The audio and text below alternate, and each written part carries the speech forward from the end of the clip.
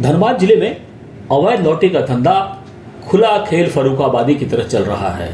इसके बढ़ते कारोबार को लेकर अब जनप्रतिनिधियों के पास भी शिकायतें पहुंचने लगी है। सिंदरी विधायक को सौंपे गए एक आवेदन में लोगों ने दावा किया है कि जिले में लगभग सभी शहरी और ग्रामीण क्षेत्रों में फर्जी लॉटरी का संगठित नेटवर्क पूरी तरह सक्रिय है, जिसके जरिए प्रतिदिन 8 से 10 करोड़ रुपए तक का कारोबार किया जा रहा है। आवेदन में इस अवैध धंधे को तत्काल बंद कराने की मांग की गई है। सबसे बड़ी बात यह है कि झारखंड में लॉटरी प्रतिबंधित होने के बावजूद शायद ही कोई ऐसा क्षेत्र होगा जहां इसका खुला बिक्री नहीं हो रहा है। शिकायतकर्ताओं का कहना है कि यह लॉटरी पश्चिम बंगाल सरकार लॉटरी की तर्ज पर तैयार की जाती है, लेकिन उसका उससे कोई संबंध नहीं है। यह सब पूरी तरह से फर्जी है। गरीब मजदूर और अमीर बनने के लालच में अपनी मेहनत की कमाई इसमें झोंक रहे हैं। इससे सरकार को राजस्व का नुकसान तो हो ही रहा है। गरीब व मध्यम वर्गीय लोग आर्थिक शोषण का शिकार बन रहे हैं। इधर जब इस मामले में धनबाद के एसपी प्रभात कुमार से सवाल किया गया तो उन्होंने मामले की जानकारी नहीं होने की बात कही और साक्ष्य उपलब्ध कराने की अपील की। इसके बाद यह सवाल उठने लगा है कि यह आवेदन में दिए गए दावे सही हैं, तो अब तक इस पर कार्रवाई क्यों नहीं हुई। वहीं सिंदरी विधायक चंद्रदेव महतो ने कहा कि अवैध लॉटरी का मुद्दा पहले भी विधानसभा में उठाया गया था। सरकार ने कार्रवाई का आश्वासन दिया था, लेकिन जमीनी स्तर पर यह धंधा अभी भी जारी है। उन्होंने कहा कि ग्रामीण क्षेत्रों में गरीब और भोले भाले लोग लालच में आकर ठगी का शिकार हो रहे हैं।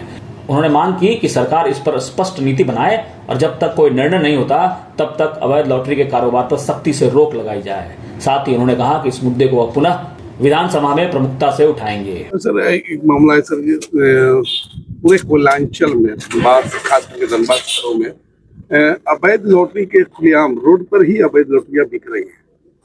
तो इसकी शिकायत तो मुझे अभी तक नहीं आई है। अगर कोई स्पेसिफिक जानकारी आपके पास हो, कोई ऐसा जगह है या कोई ऐसा आदमी है, तो आप मेरे से व्यक्तिगत साझा कीजिए, उस पर कार्रवाई की जाएगी। हमको याद है कि पिछले साल विधानसभा में ये मैटर आया था और उसमें जो सरकार का ये था कि उसमें ये कहा गया था कि इस पर तत्काल रोक लगाया जाएगा, लेकिन अभी भी ये सच्चाई है कि ग्रामीण क्षेत्र में हम लोग देख रहे हैं तेजी से ये फल फूल रहा है और बढ़ावा भी मिल रहा है। शहरी क्षेत्र में निश्चित रूप से पुलिस का दबाव पर या और जो यह सक्रियता पर, जिसके कारण शहरी क्षेत्र में नहीं है, लेकिन ग्रामीण क्षेत्र में बहुत तेजी से हो रहा है और अवैध रूप से हो रहा है। इससे सरकार को कोई राजस्व भी नहीं मिल रहा है और भोले भाले लोग, गरीब लोग ठगे जा रहे हैं, वो और लालच में निर्धन हो रहे हैं।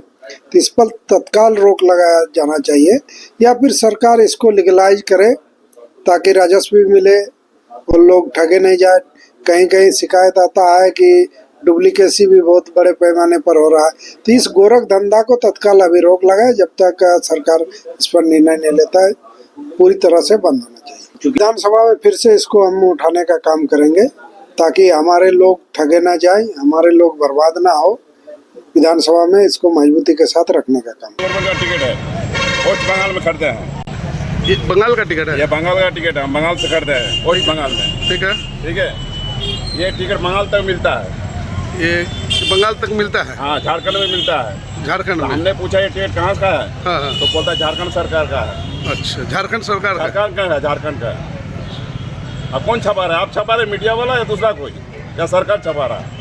तो ये जो जिसका दुकान से लिया उससे नहीं पूछे हैं कि कौन छप रहा है? झारखंड का टिकट है। झारखंड का है? हाँ। तो ये पता है कि खेला खिला रहा है? हम लोग क्या मतलब, हम आपको पैसा देते हैं, आप पैसा लेते हैं। दुकानदार से आप भी छाप रहे हैं? दुकानदार से नहीं पूछे? दुकान से क्यों पूछेगा? तो सामान लीजिएगा, नहीं पूछे? वो पैसा देता है, वो हमको पैसा देता था, बस इतना खेला है और क्या।